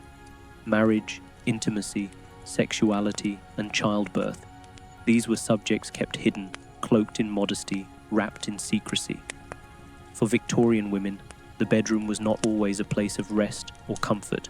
It was often a place of duty, of danger, and of burdens carried quietly. Marriage itself was seen as a woman's highest calling, the fulfillment of her destiny as the angel in the house. To marry well was to secure her future, her place in society, her respectability. But marriage also meant surrender of property, of independence, of choice. A woman's legal identity merged with her husband's. Her body too was considered his by right. Within the bedroom, consent was rarely discussed, and silence often replaced conversation. A wife's role was to submit, to fulfill her marital obligations, to bear children. Her own desires, her own voice, were seldom acknowledged. Sexuality in Victorian society was surrounded by fear and denial. Women were expected to be pure before marriage and modest after. Passion was considered unladylike, desire unfeminine. A respectable wife was not supposed to seek pleasure, but to endure intimacy as part of her duty. To express enjoyment was to risk suspicion. To confess desire was to risk being seen as fallen. And so, many women lived in silence, their bodies active but their voices quiet, their experiences unspoken. Yet the reality was more complex than the ideals. Diaries and private letters reveal women who did feel desire, who longed for passion, who struggled with the contradiction between society's expectations and their own humanity. But they could rarely admit it openly. In public, they conformed to silence. In private, they carried secrets in their hearts, or shared them only with the pages of a hidden journal. Childbearing was the most visible and unavoidable part of bedroom life. Victorian women bore many children, 5, 6, sometimes 10 or more, and with each birth came danger. Maternal mortality was high. Infection, bleeding, complications of labor claimed many lives. A woman entering childbirth knew she faced a real risk of death. Even if she survived, the toll on her body was heavy. Repeated pregnancies, miscarriages, and the strain of nursing left many women exhausted. Yet society praised this suffering as noble, as natural as the fulfillment of womanhood. Contraception was limited and controversial. Condoms made of animal skin or early rubber existed but were not widely used or socially accepted. Some practiced withdrawal, others relied on abstinence, but most had little control over their own fertility. A wife had few choices in whether she bore children, and many lived in dread of yet another pregnancy, another risk, another loss of strength. Those who resisted intimacy sometimes found themselves accused of disobedience, of failing in their marital duties. For women then, the bedroom could be a place of fear as much as of intimacy. It was the space where silence was most complete, where their voices were least heard. A woman might lie in bed beside her husband, her thoughts filled with longing for independence, or fear of pregnancy, or grief for children already lost. She might whisper these thoughts to no one, for society gave her no words, no permission to speak them. The dangers of childbirth left their mark not only in statistics, but in mourning. Countless families lost mothers and infants, grief woven into the fabric of daily life. Yet even this grief was expected to be borne quietly, with patience and piety. A woman who despaired openly was considered weak. A woman who endured silently was praised. And when her health failed, when exhaustion overcame her, laudanum was offered, a few drops to calm her nerves, to dull her pain, to let her sleep. The cycle continued, suffering met not with change but with sedation. The secrecy of the bedroom extended beyond health into morality. Affairs, desires, betrayals, these too lived in silence. Some men sought passion outside marriage, their wives expected to ignore or endure it. Some women quietly did the same, though at far greater risk of scandal if discovered. Rumours whispered through salons and parlours, but rarely reached the surface of polite society. Respectability was preserved by silence, secrets guarded carefully behind closed doors. And yet, not all women accepted this silence. Some resisted openly, though they were few. Others resisted quietly, finding small ways to assert control. A woman might refuse intimacy, citing illness or nerves. She might find companionship with other women, bonds of friendship or love that gave her strength. She might pour her frustrations into writing, her journal becoming a place of truth denied in the bedroom. The secrecy surrounding women's intimate lives reveals much about the Victorian age. It was a society that prized appearances, that demanded purity, that silenced voices. But it was also a society filled with contradictions, where human desires could not simply be erased, where women carried within them passions and fears unacknowledged by their world.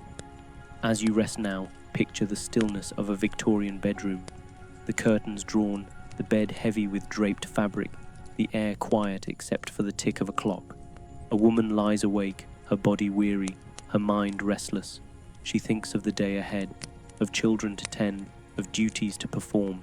She thinks of her body, strained by corsets and pregnancies, dulled by laudanum, silenced by expectation.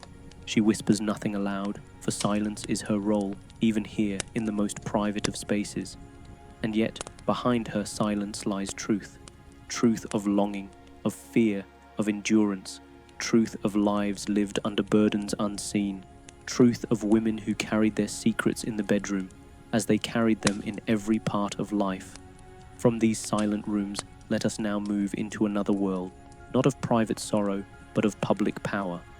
For while most women lived in obedience and silence, others stood in the shadows of influence. Queens, aristocrats, courtesans, and mistresses, women who, through status or circumstance, held power of their own. In our next chapter, we will step into their world, the world of women in the shadows of power, whose influence shaped history even as society pretended it did not exist. Chapter 12: Women in the Shadows of Power. Power, in the Victorian age, was expected to belong to men. They held the votes, the property, the offices of government, the positions in business and law. Yet quietly, often invisibly, women also wielded influence. Some held it through birth or marriage, as queens and aristocrats, others through wit, beauty, or presence, as mistresses and courtesans. Their influence was often unacknowledged, sometimes denied, but it was real. These women lived in the shadows of power, shaping politics, society, and culture from behind the curtains of respectability or scandal. At the very center of this world stood Queen Victoria herself. Her reign stretched for more than 60 years, a symbol of the age. She was wife, mother, and monarch, embodying the paradox of womanhood and power. On the one hand, she represented domesticity, often pictured as the devoted wife of Prince Albert, surrounded by children, her home life praised as the model of middle-class virtue. On the other hand, she held immense authority, her words influencing ministers, her presence shaping the empire. She was, in many ways, the exception that proved the rule, a woman admired for her devotion to family, yet also respected as sovereign. Her influence was immense, though always carefully framed in the language of wifely devotion and motherhood. Beyond the queen, aristocratic women held sway in their own circles. Duchesses, countesses, and ladies of high rank managed vast households, presided over salons, and influenced politics through conversation and connection. A remark at a dinner table, a whisper in a corridor, a friendship cultivated over tea. These could sway decisions, shape alliances, tilt the balance of power.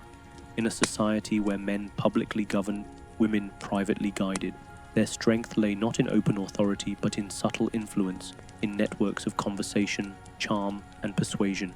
Mistresses, too, played roles in this shadowed world. Though condemned by polite society, they were often tolerated, even acknowledged in private.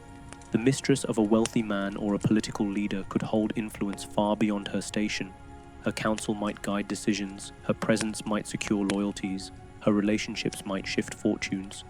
Courtesans, celebrated for their beauty and wit, sometimes became more powerful than the respectable wives of their lovers. They occupied a paradoxical place, scorned by morality, yet central to networks of influence. The salons of the Victorian era became stages for such power. Gatherings hosted by intelligent, charismatic women drew writers, politicians, artists, and thinkers. In these rooms, conversations flowed freely, ideas exchanged, connections formed. Women who hosted salons were not merely entertaining, they were shaping thought, building alliances, influencing culture. They may not have stood in parliament, but their presence could change minds that did. Power also lay in the quiet strength of royal women beyond Victoria. Her daughters married into European courts, carrying her influence across the continent. Princesses became queens and empresses, their marriages tying nations together, their children shaping dynasties. In this way, Victorian women extended their reach not only in Britain, but across the world, their roles as wives and mothers turning into tools of diplomacy and empire. Yet, with this influence came burden. Queens and aristocrats, mistresses and courtesans alike, were still bound by expectations of appearance, obedience, and silence. Their power was never entirely their own. It depended on their relationships with men, on the networks they could sustain, on the risks they were willing to take.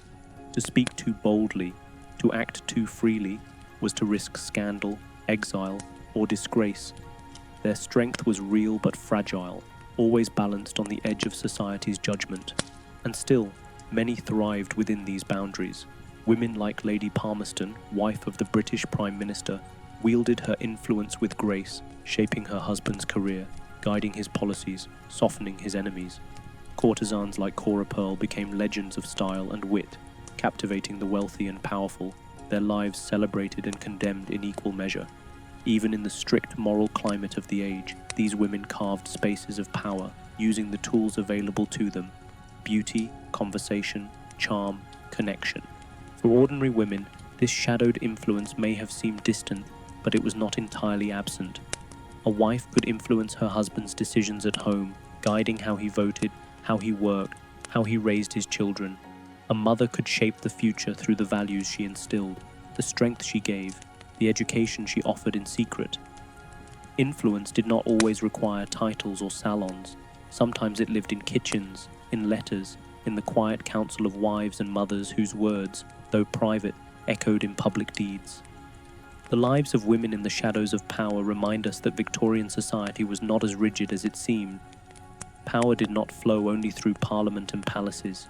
It also flowed through drawing rooms, bedrooms, and parlours. Women shaped culture not only as queens and courtesans, but as writers, hostesses, and companions. Their influence was often denied, but it was undeniable. And yet, even here, we see the pattern repeated. Women praised for their influence, but only when it aligned with society's expectations. A queen was honoured for her devotion to her husband, even as she ruled an empire. A duchess was admired for her charm, so long as she remained within bounds. A mistress was tolerated, even celebrated, but always in the shadow of scandal. Women lived in power, but not in freedom. As you rest now, picture the drawing rooms of the Victorian elite, the chandeliers glowing, the air filled with conversation. A duchess leans across the table, her words guiding the thoughts of a politician. A courtesan reclines on a velvet couch, her laughter shaping the choices of a wealthy patron. A queen sits at her desk, writing letters that will change the course of nations. All are women in the shadows of power, unseen in history books, but present in the reality of their time. And from these shadows, let us move toward the light of resistance. For not all women accepted silence, not all were content with hidden influence.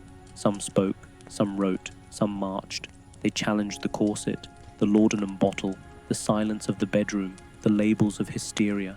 They demanded rights, education, freedom. They planted the seeds of change that would grow in the century to come. In our next chapter, we will meet these women, the rebels and reformers of the Victorian age. We will hear their voices, see their struggles, and understand how they began to break the silence that bound their mothers and grandmothers. Chapter 13. The Rebels and Reformers. Every age of silence carries with it voices that resist. Even in the Victorian era, with its corsets and fainting couches, its laudanum bottles and veils, its angels in the house and its shadows of power, there were women who refused to be bound. They were not always loud. Some resisted quietly, with pen and paper. Some resisted in their homes by teaching daughters differently than they had been taught.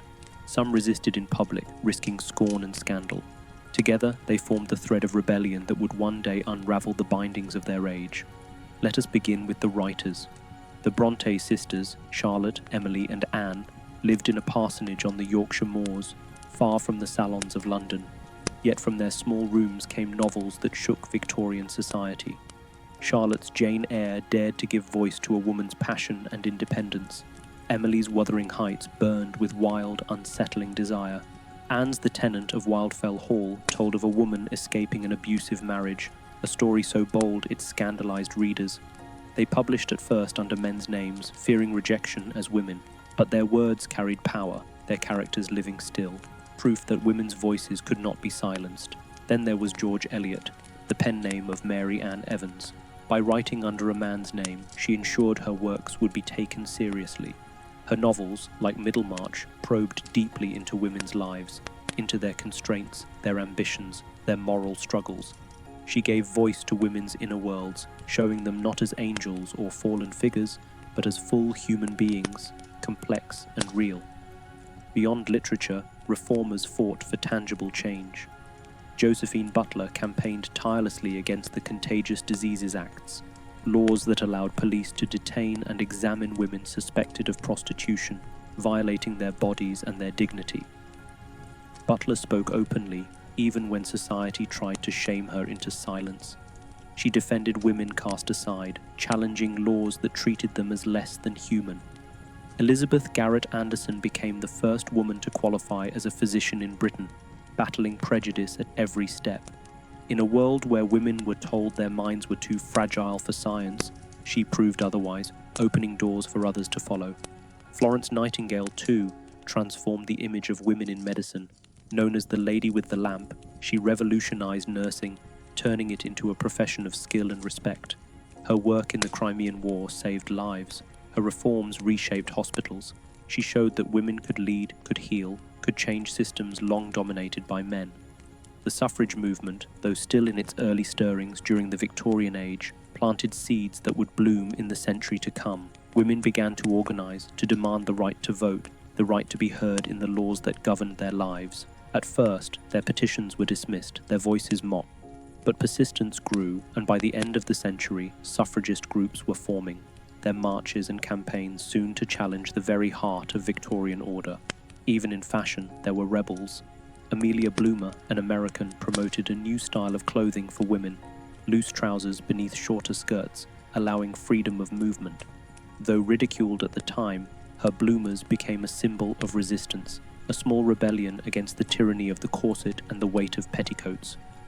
Dress reform societies emerged in Britain too, advocating for healthier clothing, for comfort and practicality over fashion's demands. Their voices were not always heeded, but they whispered of change. Education became another battlefield. Women like Emily Davies and Elizabeth Jesser Reed fought for women's access to universities. Colleges for women were founded, slowly opening doors to learning long closed. For centuries, women had been told their minds were unsuited to scholarship. Now, they proved otherwise, pursuing science, literature, history, mathematics. Each diploma earned was an act of defiance, a claim to equality. In homes and communities, quieter reformers worked as well. Mothers taught daughters to read, even when it was discouraged. Wives kept accounts of households, managing money with skill unacknowledged by society. Teachers opened small schools for girls, planting seeds of knowledge that would grow into independence. These acts may have seemed small, but they were acts of rebellion nonetheless, challenging the silence by passing on voices. Not all reform was gentle. Some women resisted openly, embracing scandal if it came. Writers like Mary Wollstonecraft, though earlier than Victoria's reign, continued to inspire. Thinkers and activists challenged not only the laws but the very ideas of purity, obedience, silence. They dared to say that women were not angels, not ornaments, not passive beings, but individuals full and equal. Their words shocked but also inspired, and even in the arts rebellion stirred. Painters like Elizabeth Siddal, who modelled for the pre-Raphaelite Brotherhood, became artists in their own right, claiming space in a field dominated by men. Poets and musicians, actresses and performers carved out places where their voices could be heard, their talents recognized. Each woman who stepped onto a stage, who signed her name to a book, who opened her mouth to speak, was a challenge to the silence that sought to contain her. The rebels and reformers of the Victorian age were not always recognized in their time.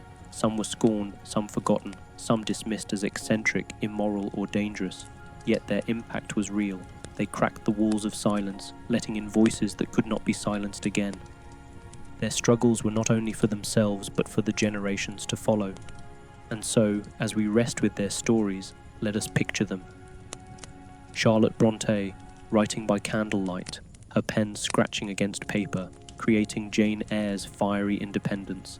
Josephine Butler standing before a hostile crowd, her voice steady as she defended the dignity of women despised by society.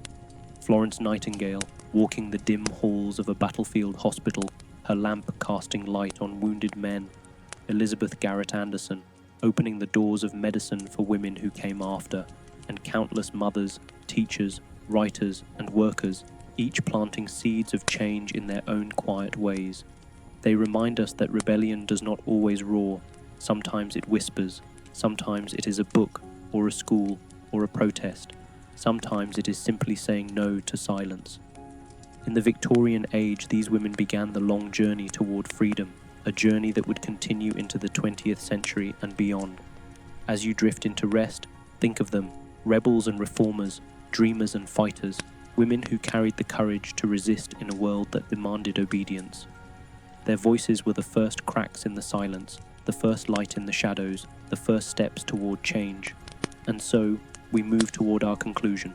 From the angel in the house to the fainting couches, from the hidden medicine cabinets to the rebels who spoke, we have walked through the lives of Victorian women, seeing their beauty, their pain, their silence, and their strength. In our next and final chapter, we will reflect on this journey, on the paradox of an age that demanded elegance while hiding suffering, that praised women as angels even as it silenced them. And gently, we will let these stories drift with us into sleep. The lamps are dim now. Our long journey through the Victorian age draws to its close. We have walked together through parlours and bedrooms, through dressing rooms and sick rooms, through salons and quiet writing desks. We have met the angel in the house, the corseted lady, the laudanum drinker, the silent mother, the mourning widow, the queen, the courtesan, the reformer.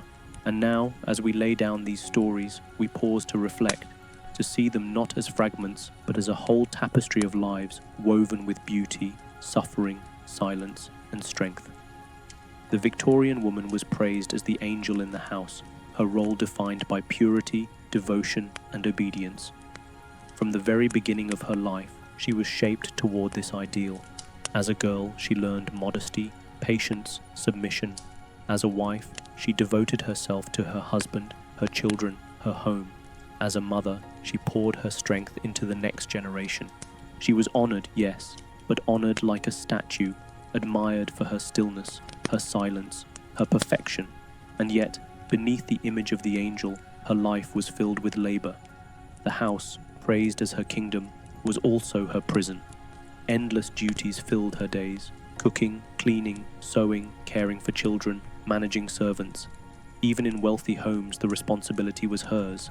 Every polished parlor, every tidy nursery was the result of her invisible work. Society praised her for creating harmony, but rarely acknowledged the effort it required. Outside the home, countless women worked because they had no choice. In factories, they toiled at looms, their lungs filled with dust. In match factories, they breathed in phosphorus until their jaws rotted with disease. In kitchens, they scrubbed and polished until their hands cracked. As servants, they rose before dawn and worked past midnight, their lives devoted to the families they served. Some sold flowers in the streets, some sold their bodies. Their labor built the Victorian world, but their names were rarely remembered. Fashion added its own burdens. The corset, celebrated as the symbol of elegance, was also a symbol of pain. It pressed on ribs, displaced organs, weakened lungs, made fainting commonplace. Petticoats and crinolines weighed heavy, bustles swept behind, gowns cascaded in layers. Beauty demanded effort, demanded sacrifice, demanded silence. Women endured it all because to resist was to risk ridicule, to be marked as unfeminine, improper, indecent. Hair and veils added another layer of meaning. Long hair, carefully combed and styled, symbolized purity, beauty, virtue. Mourning veils, heavy and dark, symbolized grief, devotion, respect. Locks of hair were kept as tokens of love, woven into jewelry, displayed as wreaths. Even in death, women's roles continued, their sorrow performed through fabric and ritual. And when the burdens grew too heavy, the medicine cabinet offered comfort. Laudanum, morphine, cocaine lozenges, tonics, syrups, all promised relief. They soothed nerves, dulled pain, brought sleep, but they also brought dependence, quietly, silently. Countless women grew reliant on laudanum, their lives shaped by its embrace. Society did not call it addiction, it called it medicine.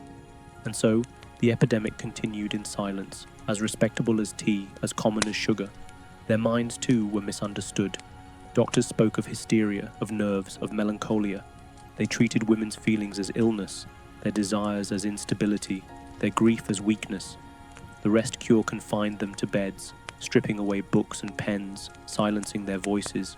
Their creativity, their intelligence, their individuality were dismissed, their suffering misnamed. And yet, in secret, women wrote.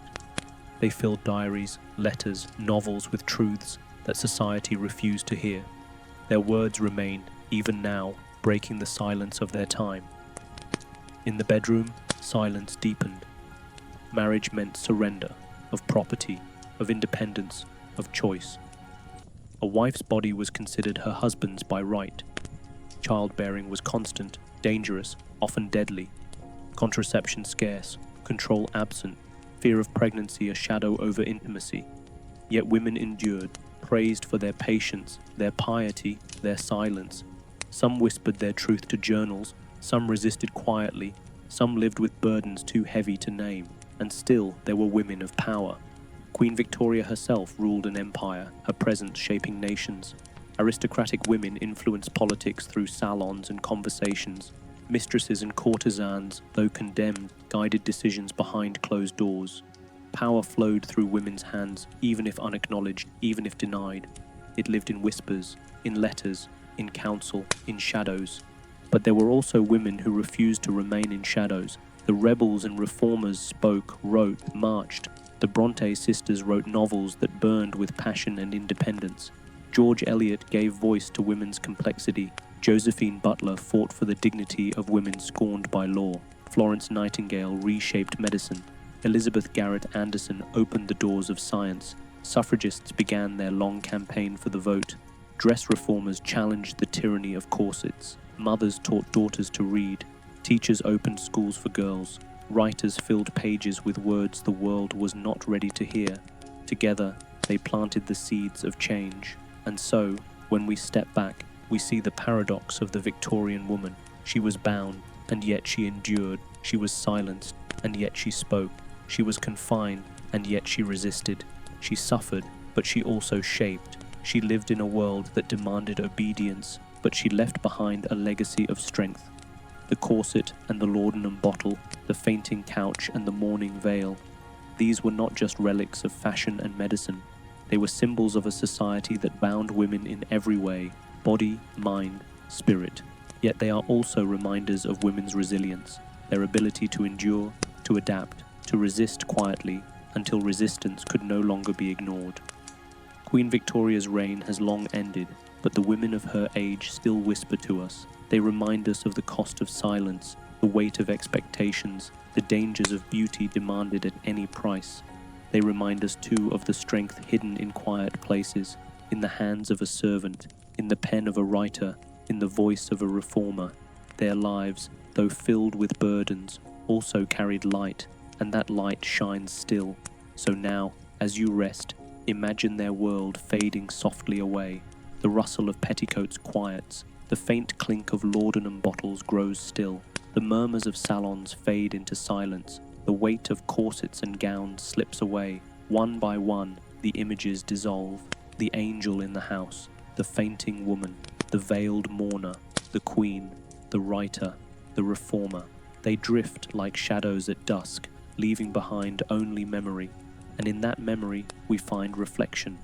Beauty can be a cage, but it can also be a canvas. Silence can be a prison, but it can also hold secrets that one day burst forth. Suffering can bind, but it can also forge strength. The Victorian women lived these truths, endured them, embodied them. Their lives remind us not only of the burdens of the past, but of the resilience that carried them through. As you drift into sleep, let their voices guide you. Hear the soft whisper of a pen scratching across paper, the steady footsteps of a nurse in a dark hospital corridor, the quiet courage of a woman standing before a hostile crowd. Hear the silence too, the silence of bedrooms, of fainting couches, of secret bottles, and remember what it cost.